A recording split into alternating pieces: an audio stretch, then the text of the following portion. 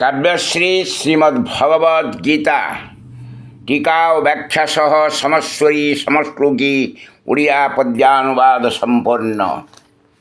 দ্বিতীয়োধ্যায় অর্থাৎ দ্বিতীয় অধ্যায় সাংখ্যযোগ বা সাংখ্যযোগ অর্থাৎ সাংখ্যতত্ত্ব তথা যোগতত্ত্ব। শ্লোক 41। व्यवसायात्मिका बुद्धि रेकेह कुरुनन्दन बहुशाखाह्यनन्ताश्च बुद्धयो व्यवसायिनम्। समस्वरी समश्लोकी उड़िया पद्यानुवाद। बुद्धि जे व्यवसायात्मिक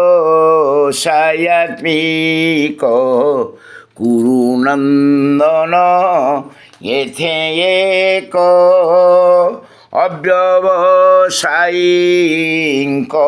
बुद्धि अनंत आउ बहुविधि। अन्वय संस्कृत श्लोकर वाक्य रूप कुरुनंदन इह व्यवसायात्मिका बुद्धि ही एका अव्यवसायिनां बुद्धयः वा बुद्धयो व्यवसायिनां बहुशाखाः अनन्ताः च हि। उड़िया गद्यानुवाद। अन्वयर विकलार्थ हि कुरुनंदन अर्जुन एठारे बा एथे बा निष्काम कर्मयोग मार्गरे व्यवसायात्मिका बुद्धि বা নিশ্চয়াত্মিকা বুদ্ধি বা কার্য নির্ণয়কারী বুদ্ধি এক অর্থাৎ একনিষ্ঠ বা কেবল এক পদার্থগত অব্যবসায়ীঙ্কর বা অস্থিরমনা সকামী ব্যক্তিঙ্কর বুদ্ধি বহু শাখা বিশিষ্ট আউ বহুবিধ বা অনন্তরূপী বা সীমাহীন বা অসীমহীন। সূচনা একনিষ্ঠ অর্থাৎ নিষ্কাম কর্ম কলে নিশ্চয় ত্রাণ বা রক্ষা পাইব এহিপরি নিশ্চয়াত্মিকা বুদ্ধি। अन्वय दीपिका सरल टीका व व्याख्या रूप शब्दार्थ टीका। बुद्धिरेकेह बा बुद्धि एका इह एका अर्थ एक बा एकनिष्ठ इह अर्थ एथि बा एठारे बा हि निष्काम कर्मयोग पथरे व्यवसायात्मिका बुद्धि ही अर्थ निश्चयात्मिका बुद्धि।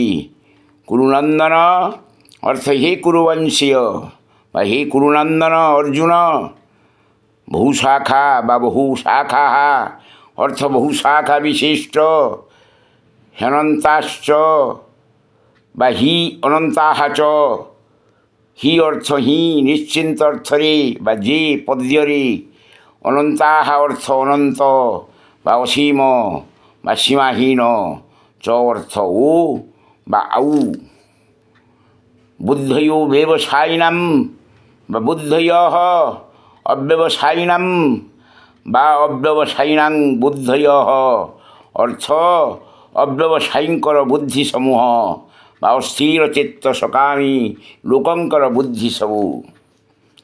श्लोक व्याख्या कुरुनंदन अर्थात हे कुरुवंशी अर्जुन इह व्यवसायात्मिका बुद्धि ही एका अर्थात एठारे ही निष्काम बा कर्मयोग मार्गरे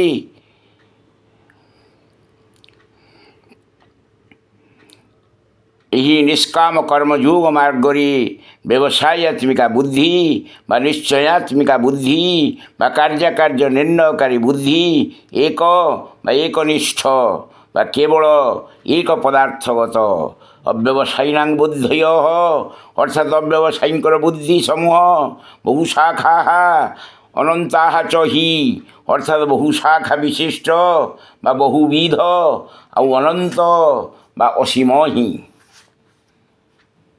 विशेष व्याख्या योगतत्वभेद ବ୍ୟବସାୟିଆତ୍ମିକା ବୁଦ୍ଧି ଓ ଅବ୍ୟବସାୟୀଙ୍କର ବୁଦ୍ଧି ସମୂହ। ଏହି ଭେଦରେ ବୁଦ୍ଧି ଏକ ଓ ବହୁବଚନାନ୍ତ ଭେଦରେ ଦୁଇ ଭାଗ କରାଯାଇଛି। ଅର୍ଥାତ୍ ବ୍ୟବସାୟିଆତ୍ମିକା ବୁଦ୍ଧି ଏକ ଓ ଏକାତ୍ମକ ବା ନିଶ୍ଚୟାତ୍ମିକା ଇତ୍ୟାଦି। ଅବ୍ୟବସାୟୀଙ୍କର ବୁଦ୍ଧିମାନ ବହୁବିଧ ସୀମାହୀନ।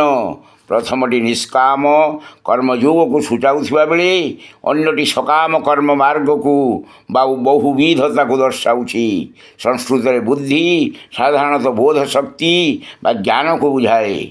ଶ୍ଲୋକ 39ର ବୁଦ୍ଧି ନିର୍ଣ୍ଣୟାତ୍ମିକା ମନୋବୃତ୍ତିଗତ ବୁଦ୍ଧିକୁ ହିଁ ସୂଚାଏ।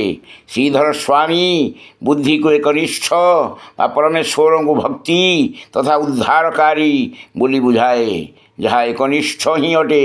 ପୁରା କାଳରୁ କର୍ମକାଣ୍ଡଯୁକ୍ତ ବହୁ ଯାଗଯଜ୍ଞଯୁକ୍ତ ବୁଦ୍ଧି ସମୂହ ଚଞ୍ଚଳ ଚିତ୍ତ ବ୍ୟକ୍ତିଙ୍କ ଭିନ୍ନ ମାର୍ଗୀୟ ଓ ବହୁବିଧତାକୁ ହିଁ ସୂଚାଏ।